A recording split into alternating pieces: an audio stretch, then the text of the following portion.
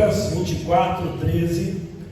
Nós vamos ler até o verso 27. Vamos lá, todos juntos?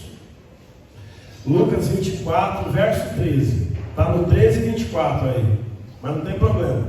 Eu vou ler aqui. Naquele mesmo dia, 2 deles estavam de caminho para uma aldeia chamada Emaús, distante de Jerusalém 60 estádios, e iam conversando a respeito de todas as coisas sucedidas. Aconteceu que, enquanto conversavam e discutiam, o próprio Jesus se aproximou e ia com eles. Os seus olhos, porém, estavam como impedidos de o reconhecer. Então lhes perguntou Jesus: que é isso que vos preocupa? E de que ides tratando à medida que caminhais? E eles pararam entristecidos. Um, porém, chamado Cleopas, respondeu, dizendo: és o único, porventura, que, tendo estado em Jerusalém, ignorais as ocorrências destes últimos dias? Ele lhes perguntou: quais?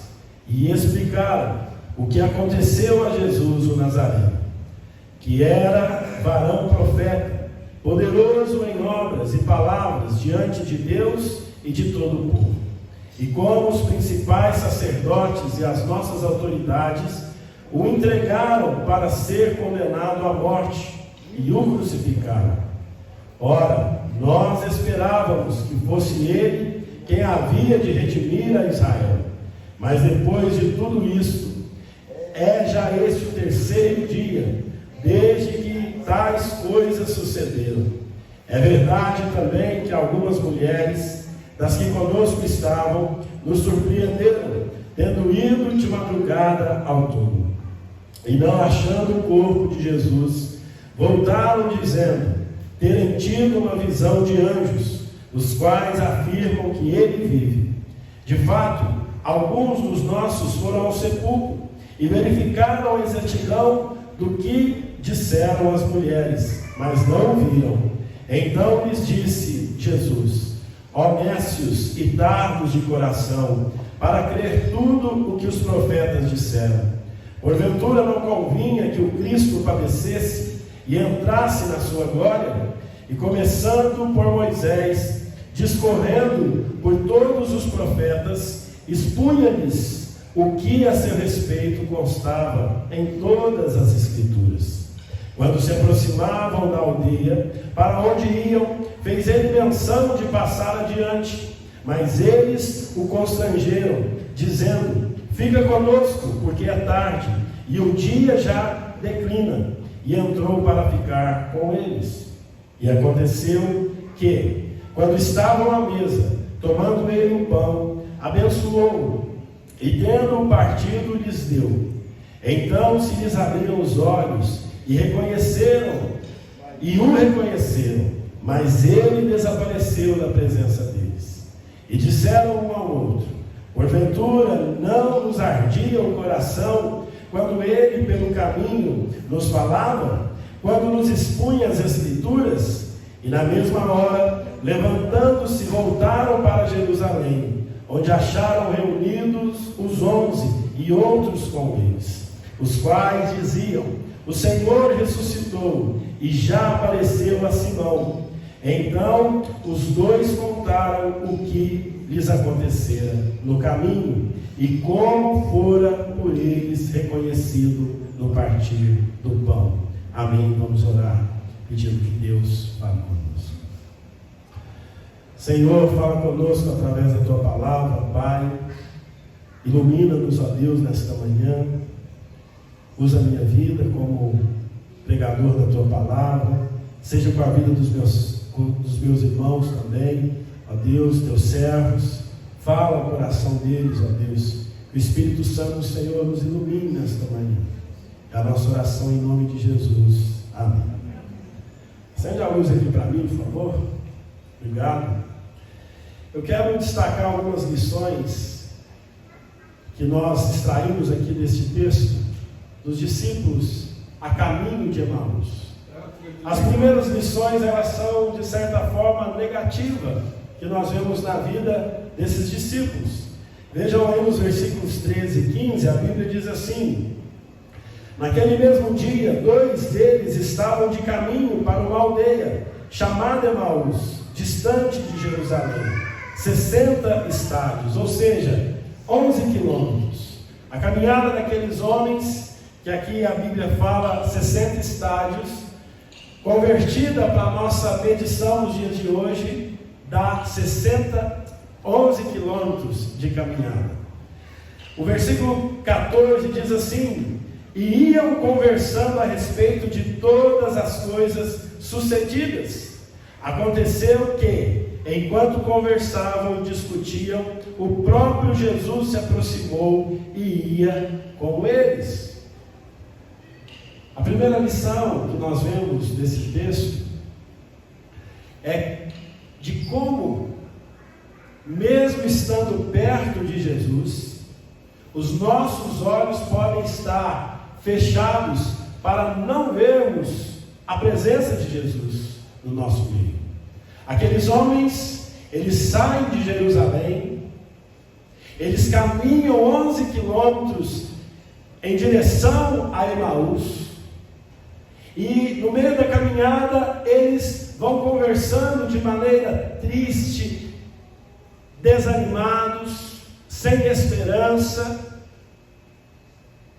dos fatos que haviam acontecido em Jerusalém, desde a quinta-feira daquela semana. Era domingo aqui. A prisão, eles conversam sobre a prisão de Jesus. Eles conversam sobre o julgamento de Jesus. Eles conversam sobre a morte de Jesus. E provavelmente eles conversaram sobre o testemunho das mulheres, dos anjos e de Pedro, que encontraram o sepulcro vazio e que ouviram o testemunho dos anjos dizendo: ele ressuscitou. A Bíblia diz que no meio da caminhada, Jesus começa a caminhar com eles. E aqui a palavra de Deus diz que Jesus se aproxima deles. Mas olha aí no versículo 16, a Bíblia diz: os seus olhos, porém, estavam como que impedidos de o reconhecer. Muitas vezes, meus irmãos, os nossos olhos estão impedidos de ver a Deus. Deus, ele não se ausenta da nossa presença. Deus, ele está sempre presente conosco. Percebam que esses discípulos, eles estavam como nós muitas vezes estamos, frios espiritualmente. Eu, como pastor, consigo observar, é claro, a minha frieza espiritual, mas eu consigo observar a frieza espiritual em outras pessoas da igreja. No mesmo domingo, eu ouço testemunhos de pessoas dizendo: pastor, que culto abençoado, que culto maravilhoso, pastor, que pregação, que louvor maravilhoso, Deus falou comigo, pastor, como essa igreja é amorosa, como essa igreja é receptiva.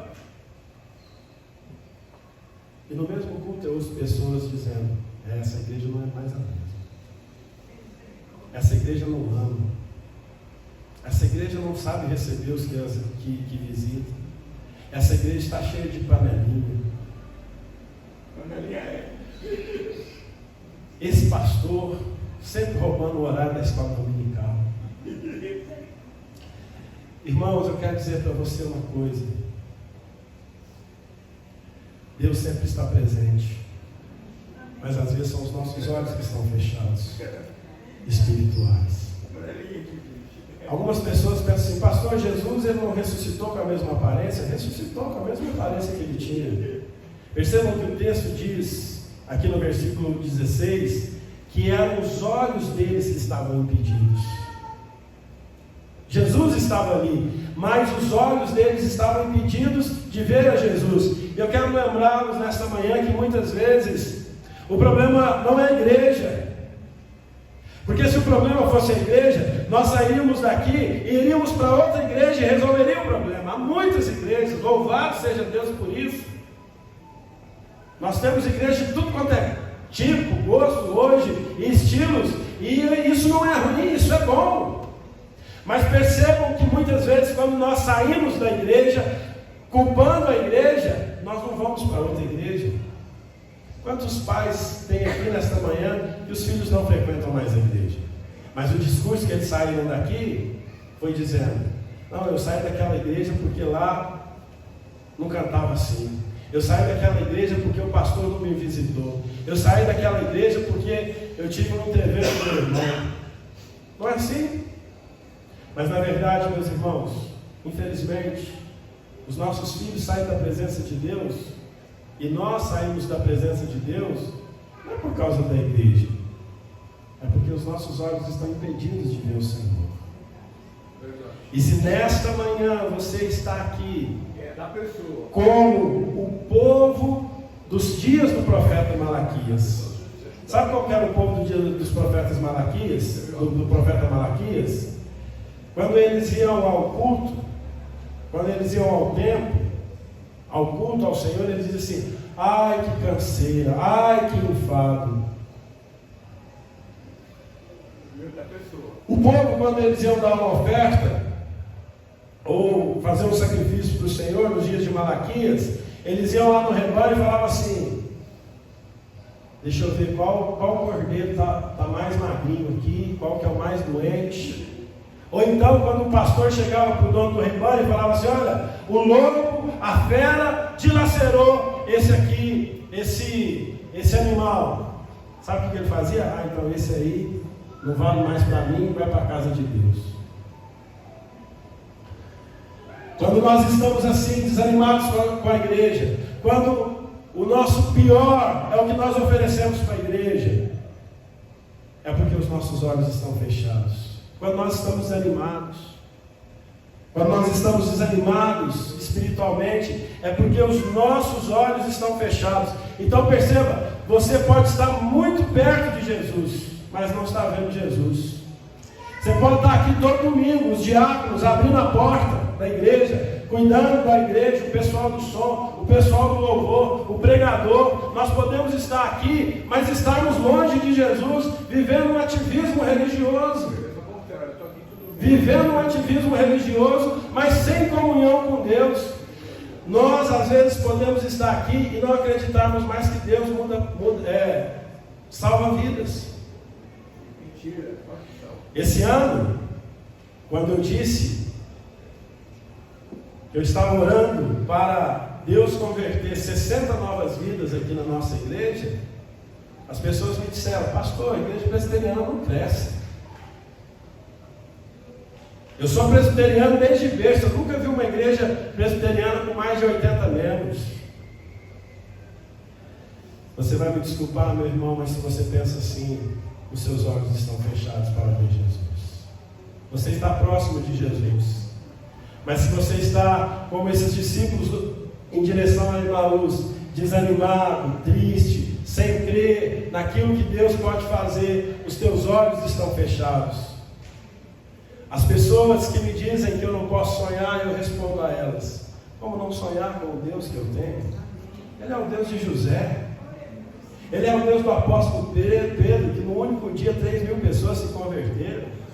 Ele é o Deus da viúva de Sarepta, que ele multiplica a farinha na panela da viúva e o azeite na botija. Irmão, como não sonhar? Se você não quiser sonhar, se você não acredita mais que Deus pode transformar, então eu sinto muito por você, eu oro para que Deus abra os seus olhos. Irmãos, nós temos que crer que Deus vai levantar uma geração melhor do que a nossa. Os nossos filhos, eles serão mais crentes do que nós. Os nossos filhos, eles farão a obra melhor do que nós. Eles serão mais consagrados do que nós. Porque se eu não acreditar nisso, eu não acredito mais no meu Deus. Eu não acredito no Deus que ressuscitou. Então, nós não podemos ceder ao discurso que não há esperança para o futuro. Há esperança. Sempre haverá na igreja os desanimados. Sempre haverá na igreja aqueles que não acreditam mais. Eu vou dizer para você, a maioria das pessoas. Quantos espias foram lá espiar a terra? 12, não foi? Quantos que voltaram desanimados? 10. Só 2 estavam lá. Vamos embora, a luta é grande. Realmente o gigante e tal, mas o Senhor é maior. quem entrou na terra prometida 45 anos depois? Josué e Caleb. A escolha é sua. Ou você crê nas circunstâncias e fica desanimado como esses discípulos estavam, ou você crê no Deus que ressuscitou. Nós somos dos que creem, nós somos dos que sonham. Porque a palavra de Deus diz: quando o Senhor restaurou a sorte de Sião, ficamos como quem sonha. Quem sai andando e chorando enquanto semeia, voltará com júbilos trazendo seus feixes. É com choro, é com dor, é com dificuldade, mas é com fé que a gente chega. Então, cuidado, porque você pode estar muito perto de Jesus, trabalhando na igreja, trabalhando bastante, vivendo na igreja. Está na igreja de domingo a domingo, mas você pode estar longe de Jesus mesmo estando dentro da igreja, mesmo estando perto de Jesus. Que esse não seja o nosso caso, que Deus nos ajude. Os discípulos desanimados apesar das evidências. Olha aí o versículo 22. Os versículos 22 até o 24, a Bíblia diz assim: é verdade também que algumas mulheres das que conosco estavam nos surpreenderam, tendo ido de madrugada ao túmulo e não achado o corpo de Jesus, voltaram dizendo terem tido uma visão de anjos, os quais afirmam que ele vive. De fato, alguns dos nossos foram ao sepulcro e verificaram a exatidão do que disseram as mulheres, mas não o viram. Então, primeiro, a Bíblia no Antigo Testamento dizia que Jesus ia ressuscitar, apontava para a ressurreição de Cristo. Segunda evidência, o próprio Jesus disse que ele ressuscitaria no terceiro dia. Terceira evidência que aqueles discípulos tinham: as mulheres disseram que viram os anjos. Quarta evidência, Pedro disse que encontrou o sepulcro vazio. Mas diante de tantas evidências, como os discípulos caminhando de Emaús estavam? Desanimados. Nós temos evidências de que o nosso Deus é poderoso. O nosso Deus é o mesmo. Eu não creio que Deus é diferente do Deus que eu vejo em Atos dos Apóstolos. Eu creio que o meu Deus, ele tem poder para me revestir do poder dele, para eu ser uma testemunha como Paulo, como Silas. Eles eram homens como nós. Eu creio que Deus faz aquilo que nós vemos na Bíblia. Então, meus irmãos, há muitas evidências do poder de Deus. Há evidências de que Jesus ressuscitou. Os discípulos do caminho de Emaús deviam estar animados, alegres, mas eles estavam desanimados. Eu quero que você se anime nessa manhã.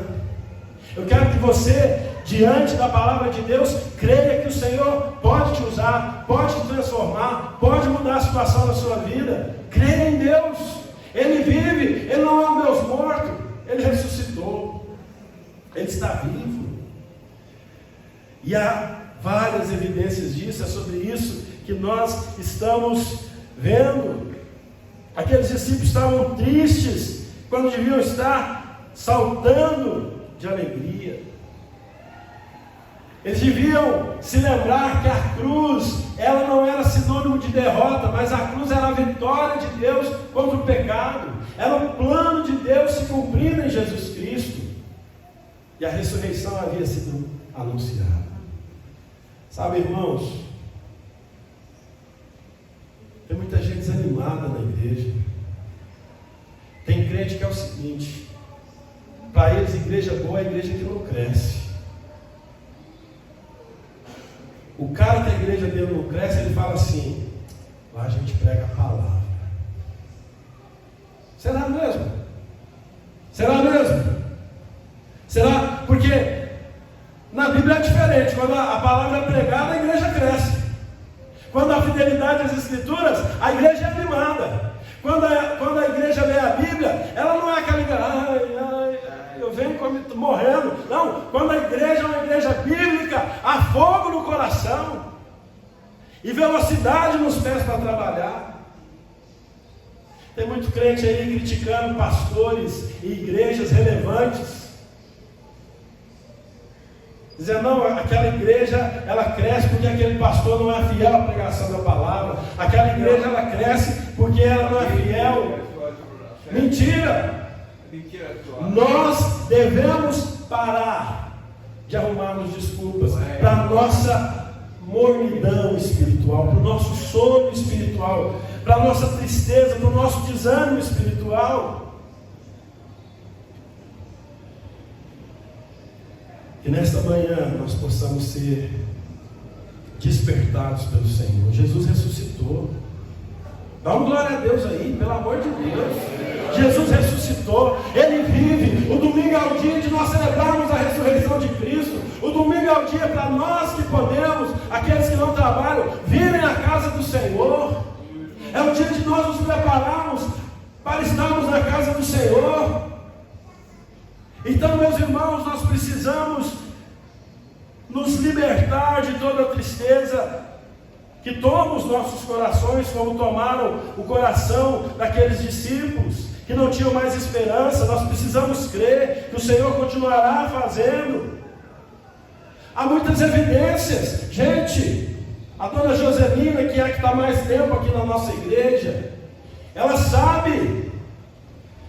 As pessoas não acreditavam que era possível comprar um terreno. As pessoas não acreditavam que era possível organizar uma igreja. As pessoas não acreditavam que era possível nós estarmos aqui hoje. Mas olha o milagre que Deus fez. As pessoas não acreditavam em você. Elas diziam: isso é uma febre, virou crente. Isso é sem vergonha. Todo pilantra vira crente, logo volta a fazer. Não é assim que o povo fala? Mas você está aqui porque o Senhor fez a obra. Então nós devemos viver uma vida de esperança, não de incredulidade. E aí Jesus começa a expor as escrituras para aqueles homens. Olha aí no versículo 25. O Senhor Jesus, ele diz assim: então lhes disse Jesus: ó necios e tardos de coração, para crer tudo o que os profetas disseram.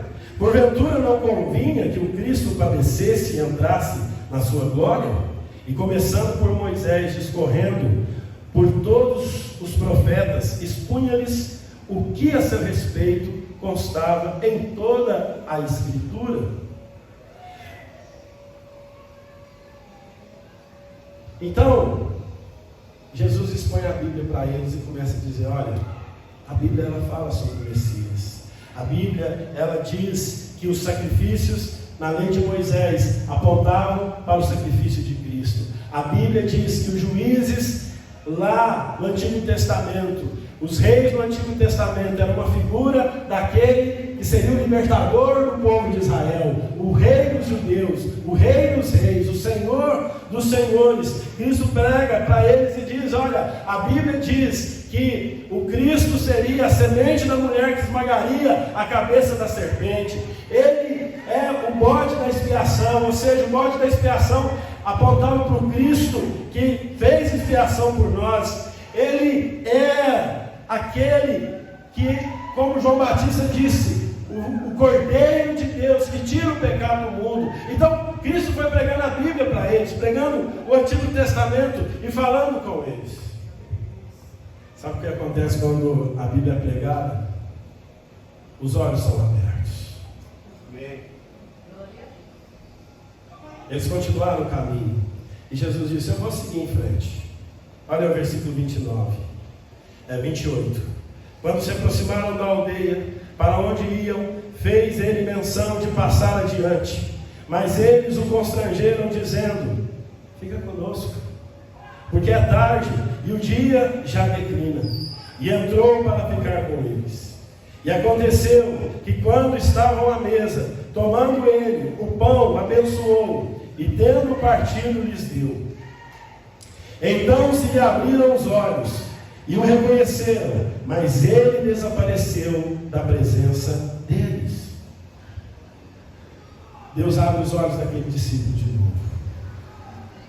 Se nós chegamos aqui nesta manhã com os olhos fechados espirituais, meu desejo é que o Senhor abra os nossos olhos. Porque quando Deus abre os nossos olhos através das Escrituras, através da sua palavra, através da sua presença, olha o que acontece. E disseram, versículo 32, e disseram um ao outro: porventura não nos ardia o coração Irmãos, quando Deus abre os nossos olhos, o nosso coração arde. Ele pega fogo. O fogo do Espírito Santo é o combustível que nos faz levar a obra. Não é fogo estranho, não, que a gente vê em muitas igrejas. Não é fogo do Espírito Santo, não é rodar, não é gritar, não é ajoelhar, não é cair. Como Lloyd Jones dizia, não importa como a pessoa cai para mim, o importante é como se levanta. Se você rodopia, igual o povo faz aí, cai, dá pirueta e continua sendo do mesmo jeito, isso não é Espírito Santo. O fogo do Espírito Santo faz você querer ler mais a Bíblia. O fogo do Espírito Santo te dá mais convicção de que você é pecador. O fogo do Espírito Santo faz você desejar mais a santidade, abandonar o pecado. O fogo do Espírito Santo, ele faz com que você busque ao Senhor e se arrependa dos seus pecados. Faz de você um marido, uma mulher, um filho, um pai melhor. É isso que é o fogo do Espírito Santo. E quando Deus abre o nosso coração, Ele arde. Você já sentiu isso? Se você não está sentindo mais, você já sentiu algum dia na sua vida. Se você nunca sentiu, a minha oração é que o seu coração arde nesta manhã. Porque só quem já teve o coração em chamas sabe o que é um coração pegando fogo por causa de Deus. A palavra de Deus é muito clara. Eles dizem, quando nós o ouvimos, olha aí no versículo 32, porventura não nos ardia o coração. Irmãos, quando Deus abre os nossos olhos, nós ouvimos a pregação de Deus e arde o nosso coração. Quando Deus abre os nossos corações, não há idolatria para pregadores como há hoje. Pessoas idolatrando pregadores. Eu só vou ouvir pregador tal. Não existe isso. Porque quem prega, prega a palavra de Deus. E quando nós ouvimos a exposição da palavra de Deus, o nosso coração arde. O texto continua e diz, pelo caminho nos falava quando nos expunha as Escrituras. O fogo só vem através da Bíblia. Onde não tem Bíblia, não tem fogo. Duas coisas que a igreja tem que ter: Bíblia e fogo. Tem igreja que só tem fogo e não tem Bíblia. Está errado. Só barulho. Só coisa estranha. E tem igreja que só tem Bíblia e não tem fogo. A igreja que só tem Bíblia é aquela que prega a Bíblia no púlpito, mas faz tudo errado lá fora. A igreja que só tem a Bíblia é aquela que prega a Bíblia no púlpito, mas que faz a sua tradição, o seu tradicionalismo prevalecer sobre a palavra de Deus. A igreja que só tem a Bíblia, mas não tem fogo, é a igreja que não ora mais, que não faz seu devocional mais, que não serve mais, que se torna uma igreja domingueira. E olhe lá, mas nessa manhã o nosso coração arde. Se ele estava apagado, ele está começando a pegar fogo.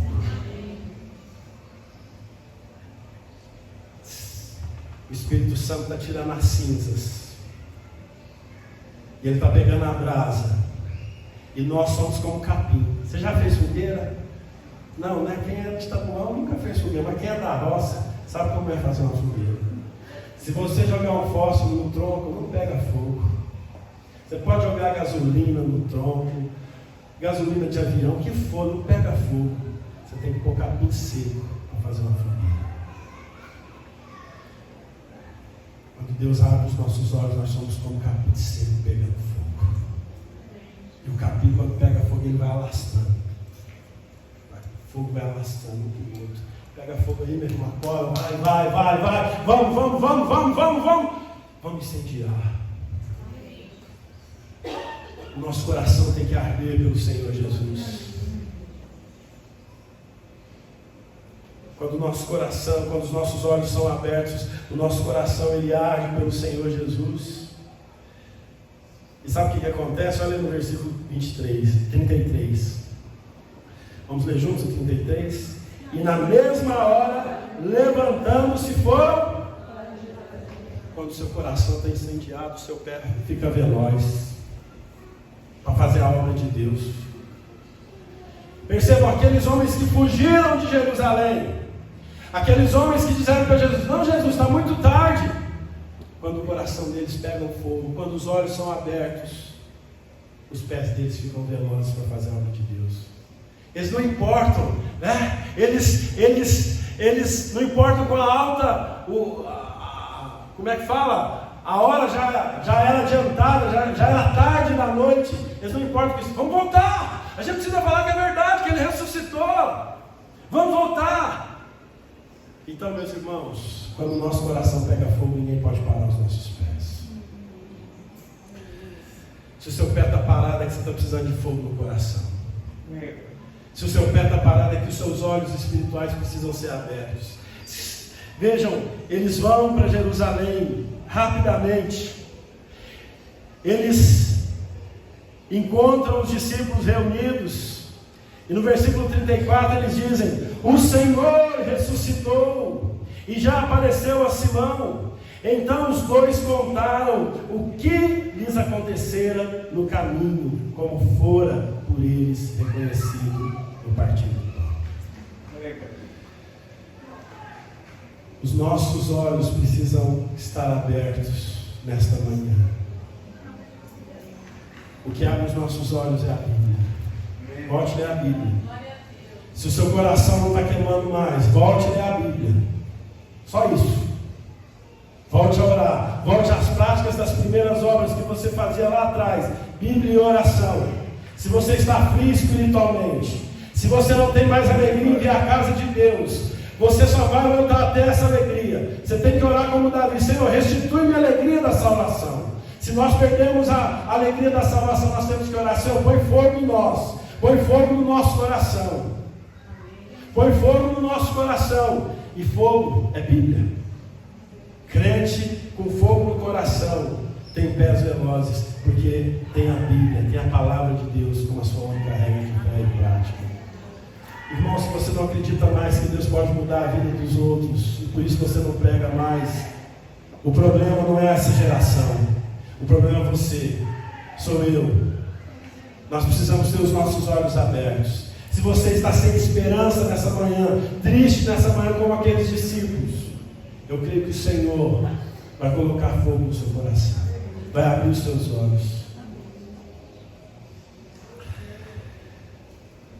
Agora nós vamos para a parte mais importante do sermão nesta manhã: como você pode aplicar esse sermão na sua vida.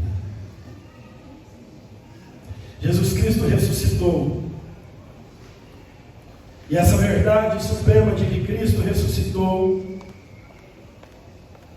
abriu os olhos dos discípulos a caminho de Emaús.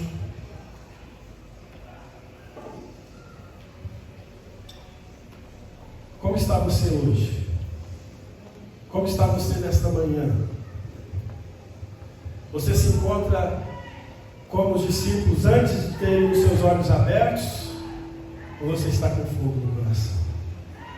Eu quero lembrar a você que esse texto nos ensina. Esse texto nos ensina que Jesus vai ao nosso encontro nos momentos das caminhadas mais tristes da nossa história. Quando você está caminhando sem esperança, Jesus vai ao seu encontro. Jesus, Ele se assenta conosco à mesa. Ele é o pão, Ele é o nosso alimento, e Ele abre os nossos olhos. Os nossos olhos foram abertos para que os nossos pés sejam velozes em fazer a obra do Senhor. O santo instrumento de Deus, uma testemunha